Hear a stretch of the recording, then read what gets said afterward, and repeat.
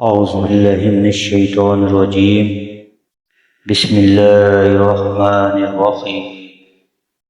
حضرت عائشہ رضی اللہ تعالیٰ عنہ فرماتی ہیں، میں نے حضور اقدس صلی اللہ علیہ وآلہ وسلم سے سنا ہے، جو قیامت کے دن پانچوں نمازیں ایسی لے کر حاضر ہو کہ ان کے اوقات کی بھی حفاظت کرتا ہو اور وضو کا بھی اہتمام کرتا رہا ہو، اور ان نمازوں کو خشوع و خضوع سے پڑھتا رہا ہو، تو حق تعالیٰ شان نے عہد فرما لیا ہے کہ اس کو عذاب نہیں کیا جائے گا، اور جو ایسی نمازیں نہ لے کر حاضر ہو اس کے لیے کوئی وعدہ نہیں ہے، چاہے اپنی رحمت سے معاف فرما دے چاہے عذاب دیں۔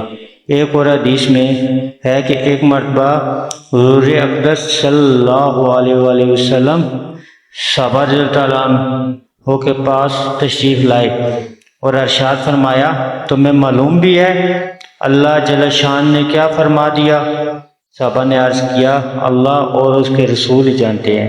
تو حضور صلی اللہ علیہ وسلم نے اہتمام کی وجہ سے 3 مرتبہ یہی دریافت فرمایا اور صحابہ کرام یہی جواب دیتے رہے۔ اس کے بعد ارشاد ہوا، حق تعالی شانہ اپنی عزت اور اپنی بڑائی کی قسم کھا کر فرماتے ہیں، جو شخص اس نمازوں کو اوقات کی پابندی کے ساتھ پڑھتا رہے گا اس کو جنت میں داخل کر دوں گا، اور جو پابندی نہ کرے گا تو میرا دل چاہے گا رحمت سے بخش دوں ورنہ عذاب دوں گا۔